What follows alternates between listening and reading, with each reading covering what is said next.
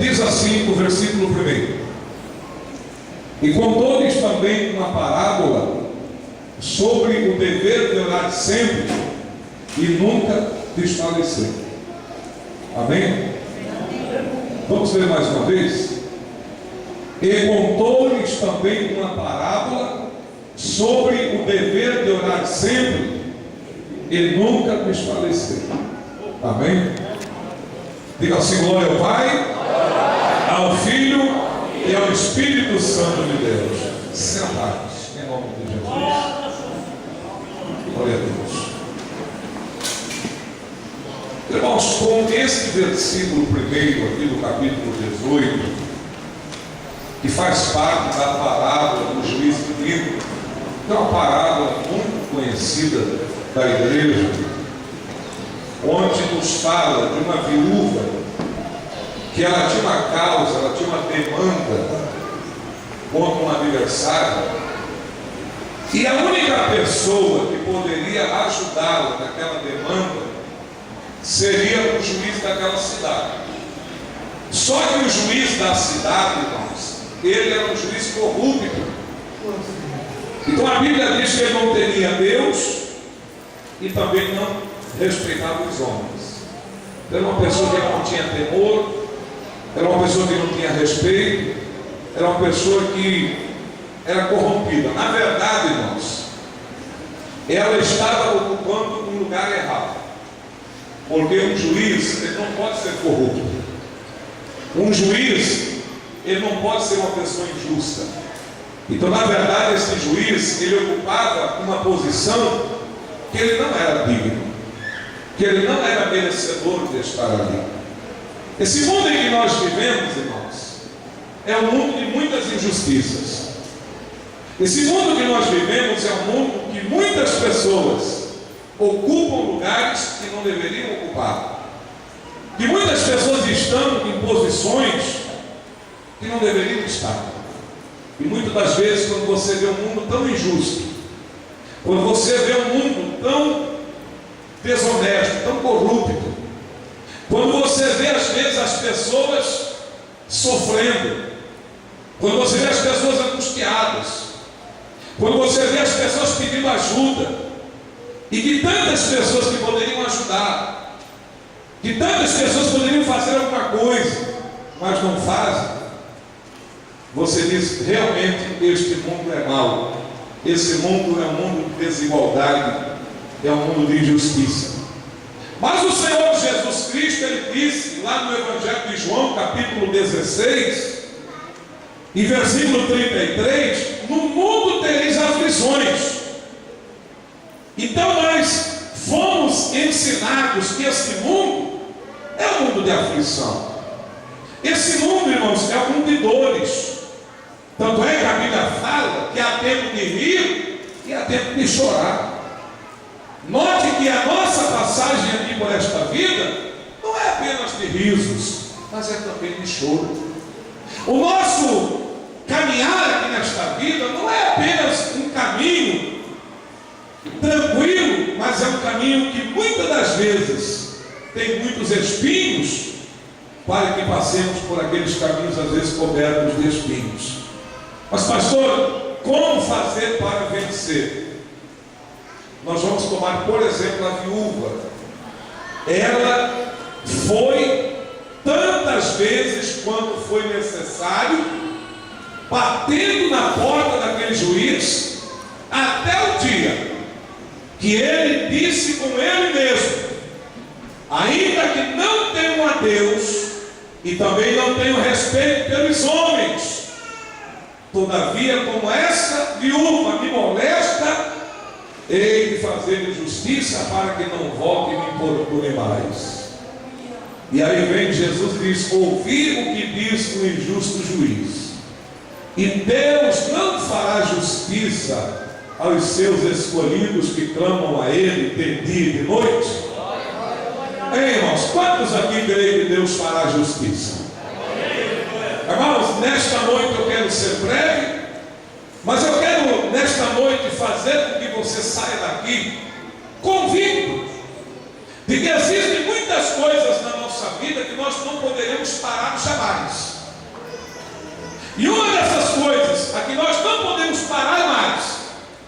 é parar de orar. Não tem como nós pararmos de orar. Enquanto nós tivermos vida, enquanto nós tivermos fôlego, seja na cova dos leões, seja na fornalha ardente, seja no trono dentro de um palácio, seja numa prisão como Paulo e Silas ali estavam em Filipos, seja numa prisão onde Pedro estava guardado por Herodes para ser apresentado logo após a festa da Páscoa, para ser decapitado e morto. Não importa onde estejamos, não importa o momento que nós estejamos vivendo, mas nós não podemos parar de orar mais, meus irmãos. Não podemos parar. A oração era prioridade para Jesus Cristo, irmãos. Qual é a posição que a oração ocupa na tua vida? Oração para você é prioridade? Ou oração para você é algo secundário? Oração para você é importante? Ou você acha que você consegue viver tranquilamente sem orar? Qual a importância da oração na tua vida? Querido, em Lucas capítulo 3, versículo de número 21, tão somente Jesus sendo batizado nas águas do Rio Jordão, ele saiu das águas do batismo. Ele já dobrou o joelho lá na margem do Rio Jordão e começou a orar. E quando Jesus Cristo orava, a Bíblia Sagrada diz que o Espírito Santo desceu sobre Jesus Cristo na forma corpórea de uma pomba. E isto foi visível aos olhos da multidão, meus amados. Jesus saiu das águas do batismo. Quem se batizou, pastor, agora eu me batizei, não preciso mais orar. Eu precisava de oração quando ainda não era batizado, quando ainda fumava, quando ainda bebia, quando ainda jogava, quando ainda estava naqueles velhos costumes do velho homem, da velha mulher. Eu orei para me batizar, eu orei para entrar na igreja, eu orei para poder participar da ceia, eu orei para me tornar um obreiro, para me tornar um membro da igreja. Alguém aí no ciclo de oração, eu orei. Mas querido, agora que você deve ainda mais fortalecer a tua vida com orações. Jesus foi batizado e orava, e o Espírito de Deus desceu sobre ele na forma corpórea de uma pomba. Todos viram, e lá do céu se ouviu uma voz: este é meu filho amado, em quem me comprazo, em quem me alegro. Quando Deus dos céus olha para a terra e ele vê o seu filho sendo batizado, e ele vê o seu filho saindo das águas batismais, dobrando o joelho ali nas margens daquele rio, e orando e buscando a presença de Deus, Deus envia o Espírito Santo sobre Jesus, e Deus diz: este filho me alegra.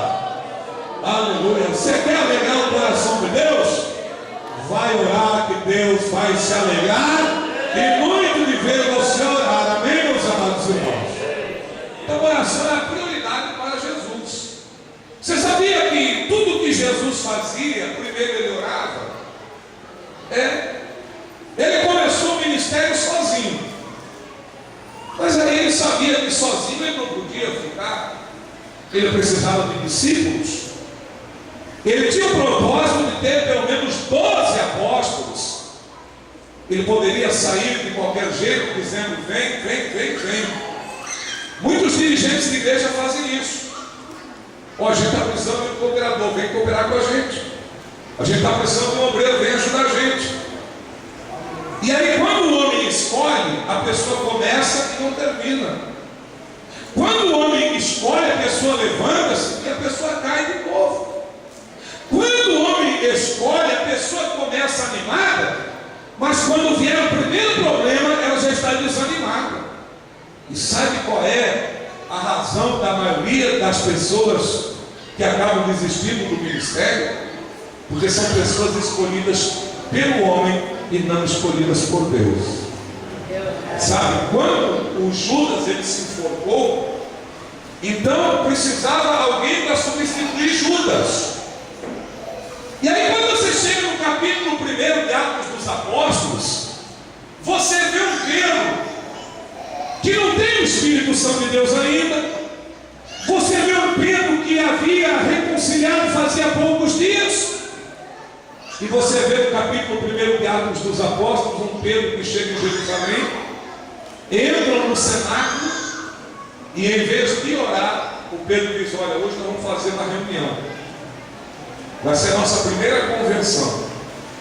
Nós vamos ter que escolher um obreiro, um apóstolo, para substituir Judas. Vamos ter que escolher alguém. Nós temos dois, Matias e José.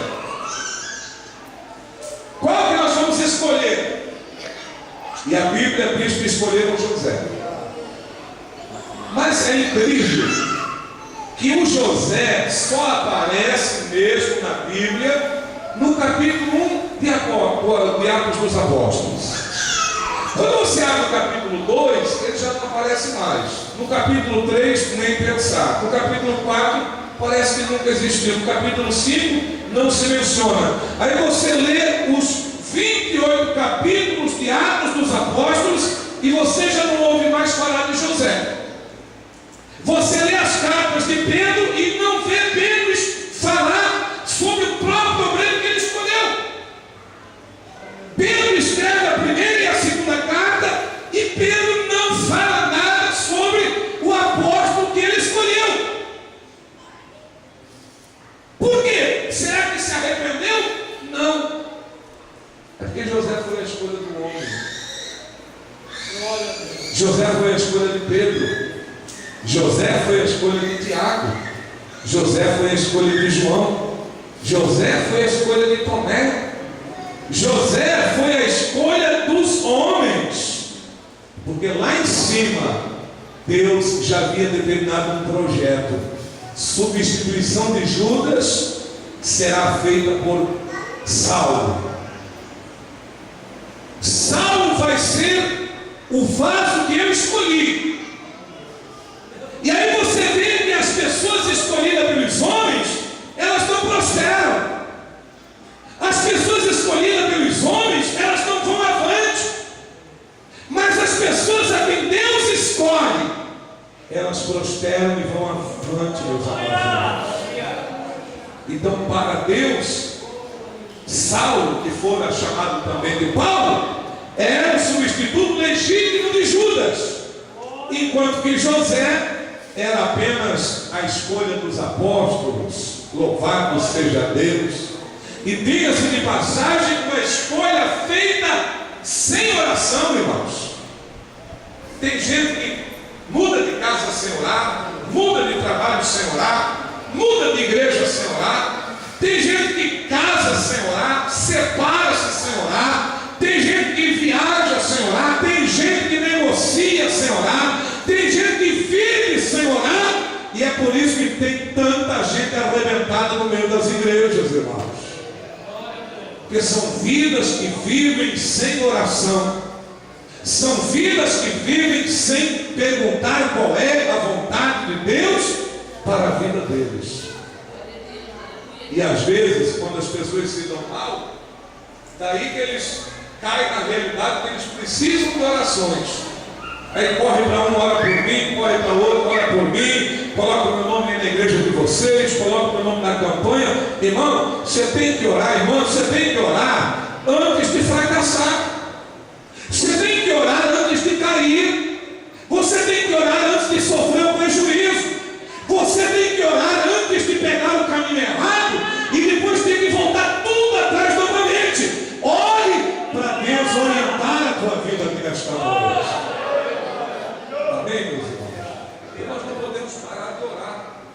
E aí, quando Deus escolheu, porque o apóstolo Pedro, se você quiser colocar um pouquinho mais de som nessa caixa aqui, o apóstolo Pedro, ele colocou regrinhas.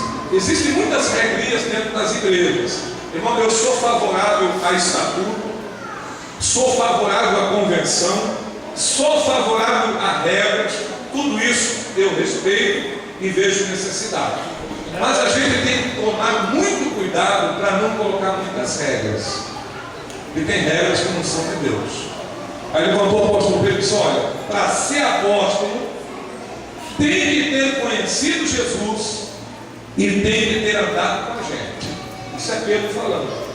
Se não conheceu Jesus, nós não vamos escolher. E se não andou com a gente também não escolhe. Isso é o Pedro falando, não é Deus. Aí, quem é que conheceu Jesus aí? Levanta a mão. Você conheceu Jesus? Então tá, vem cá. Se andava com a gente aí, evangelizando, pregando, estava na missão de 70? Estava na missão lá de Samaria, estava na missão lá de Cafarnaum, estava. Então beleza, você andava com a gente, ela vem para cá. Aí escolheram José porque andava com eles. E aí vem Jesus e escolhe Saulo. Saulo nunca andou com Pedro. Saulo nunca andou com Tiago. Saulo nunca andou com João. Saulo nunca tinha visto Jesus cara a cara. E aí vem Deus e não respeita as regras impostas por Pedro. Porque, querido, o dono da obra não é o homem, o dono da obra é Deus. Amém? Guarda isso no teu coraçãozinho aqui nesta noite. O dono da obra não é o homem, o dono da obra é Deus.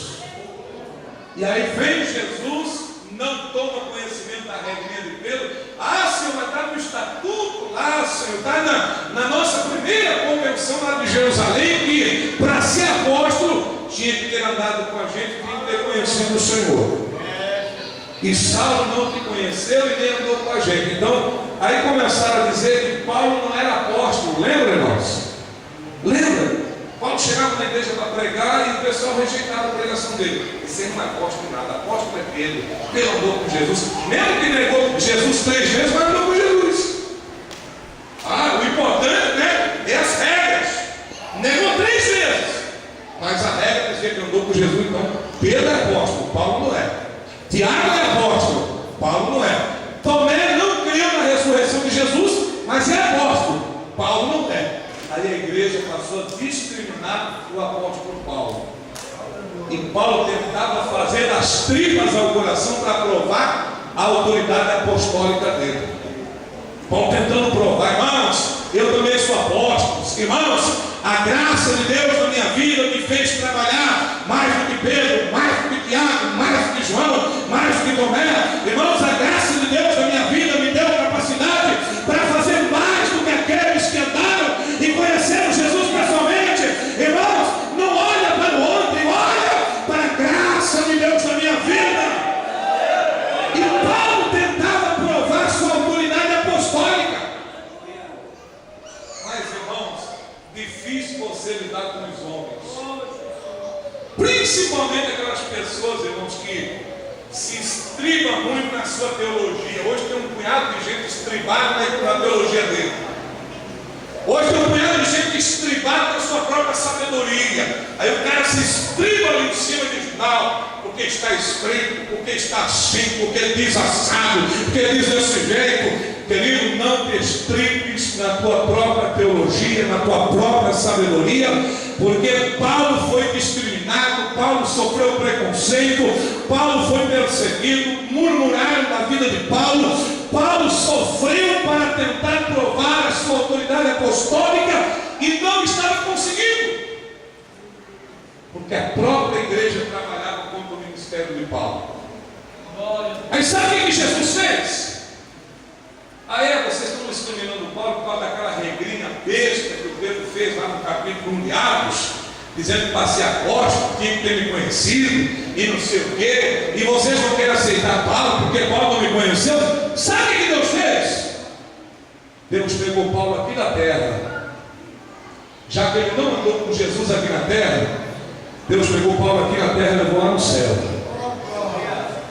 E aí a Bíblia diz na segunda carta aos Coríntios, capítulo 12, que Paulo andou com Jesus no paraíso, no terceiro céu. Aleluia! Glória a Deus! Paulo foi arrebatado ao terceiro céu. Existem 3 céus: céu atmosférico, céu do espaço sideral, e o terceiro céu onde está o trono do Senhor nosso Deus. E o Senhor Jesus Cristo, ele arrebatou Paulo ao terceiro céu, e lá em cima na glória, Paulo andou com Jesus Cristo.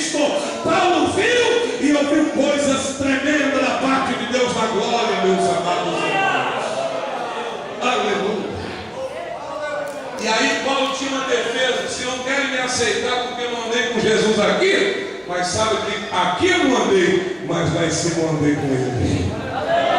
Se querem me rejeitar porque eu não conheci Jesus aqui, mas lá em cima eu o conheci, eu o vi face a face.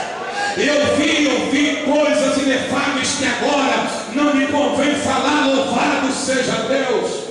Amém, meus amados irmãos. Amado, quando Deus escolhe, Deus se responsabiliza por aqueles a quem Deus escolhe. Oh, Deus. Mas como é que a igreja primitiva escolhia obreiros? Não é como a igreja escolhe hoje, não.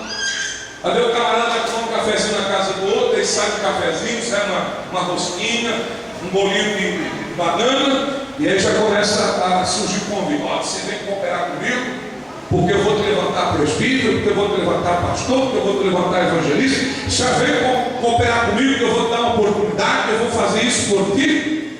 Este não era o jeito de Deus escolher na igreja primitiva. Atos capítulo 13 diz assim, amados: na igreja que estava em Antioquia havia alguns profetas e doutores, a saber, Barnabé e Simeão, chamado Níger, e Lúcio, Cirineu e Manaém, que foi criado com Herodes, o tetrarca, e Saulo. Versículo 2: e servindo eles ao Senhor e jejuando. E servindo eles ao Senhor e jejuando. Irmão, antes de chamar um obreiro, jejua para ver se é da vontade de Deus. Irmão. Faz isso. Senhor, eu tenho aqui na congregação do irmão, a gente está precisando de mais um obreiro. É da tua vontade que nós chamemos esse irmão, é da tua vontade que nós venhamos apresentar esse irmão no ministério. Senhor, fala comigo, Senhor, me dá uma direção. Diga se é da tua vontade. A igreja de Antioquia, eles serviam orando e jejuando. E aí diz aqui, ó: e servindo eles ao Senhor e jejuando, disse o Espírito Santo. Disse quem? O Espírito Santo. Não foi Pedro quem disse, não foi João quem disse, foi o Espírito Santo. E disse o Espírito Santo: apartai-me a Barnabé e a Saulo para a obra que eu os tenho chamado. Irmãos, quando a igreja se conscientizar que ser chamado para o ministério não depende de amizades, ser chamado para o ministério não depende de promessas humanas, ser chamado para o ministério não é uma oportunidade que o homem dá, mas é uma oportunidade que Deus dá. Querido, não queira ser chamado pelos homens. Deus usa os homens para chamar, Deus usa, mas é assim, ó. O Espírito Santo falou na igreja: eu quero Saulo e eu quero Barnabé, eu tenho obra na vida deles, eu estou chamando eles.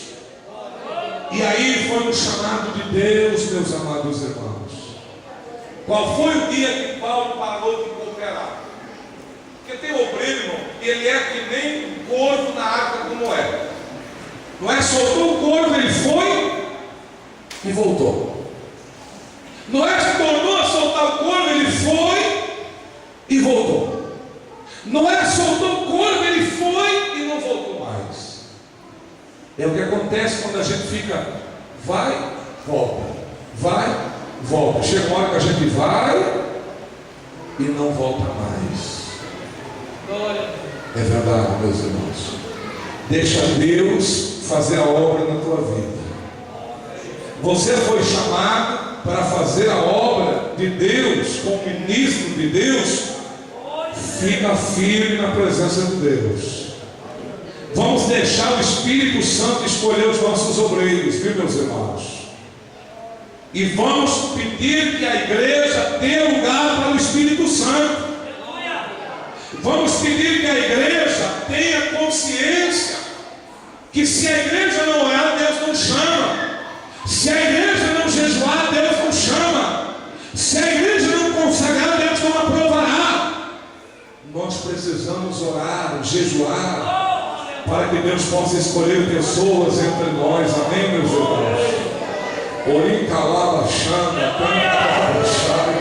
Quantos gostariam de ser escolhidos pelo Senhor para fazer alguma coisa? Levanta a mão aqui nesta noite. Quantos gostariam que Deus lhe chamasse para alguma coisa? Quantos gostariam de ter um chamado de Deus aqui nesta noite? Segure a mão não para o pastor da igreja, segure a mão para Deus ver aqui nesta noite. Você que gostaria de ter um chamado do Senhor aí para a sua vida, pastor, eu gostaria de ser um missionário, um pregador, um pastor, um evangelista, um cantor, um obreiro nesta obra. Eu gostaria que Deus me chamasse. Levante a mão aqui nesta noite, glorifica o Senhor aqui nesta noite. Coloca a tua vida no altar de Deus aqui nesta noite. Diga: Deus, eu vou colocar a minha vida no altar para que o Senhor me chame e eu possa fazer a tua obra. Oh, meu Deus. Querido, nunca é tarde demais para ser chamado. Moisés foi chamado aos 80 anos. Então nunca é tarde demais. Também nunca é muito cedo. Samuel foi chamado ainda garoto para a obra de Deus. O que a igreja não pode parar de fazer é de orar e jejuar. Entendeu? E outra coisa importante: precisamos ganhar as almas. Sabe por quê? Tem muita gente fora da igreja que é vaso escolhido de Deus. Quem entende isso, diga amém, Jesus. A igreja em Jerusalém estava muito bonitinha. E aí um dia Deus quis chamar Saulo de Tarso e disse a Ananias: vai a Damasco, a rua chamada direita, e procura por um homem chamado Saulo, que é de Tarso. E aí Ananias disse: Deus, este homem não presta. Este homem tem perseguido a tua igreja em Jerusalém, tem prendido, ele participou da morte do diácono Estevão, e aqui em Damasco ele tem cartas dos principais dos sacerdotes para prender todos os que invocam o teu nome. E Jesus disse para Ananias: vai, Atos 9, capítulo 9, versículo 15: vai, porque este é para mim vaso escolhido. O vaso ainda não estava dentro da igreja, o vaso ainda não era da igreja, o vaso ainda não tinha se convertido, mas já era escolhido lá fora, meus irmãos. E aí coube a Ananias buscar o vaso de fora e trazê-lo para dentro da casa de Deus. E é isso que está precisando acontecer. Em Provérbios 11, versículo 30, diz que quem ganha almas, sábio é. Tá bom? O mundo diz que quem ganha dinheiro é quem é inteligente, é sábio, é isso. A Bíblia diz: o ganhador de almas é sábio. Tem muitos vasos que estão lá fora e que Deus quer usar, mas que eu e você precisamos ir buscá-los. Deus pode contar com você, então fique de pé se Deus pode contar com você. Fique de pé. Ao final, o labor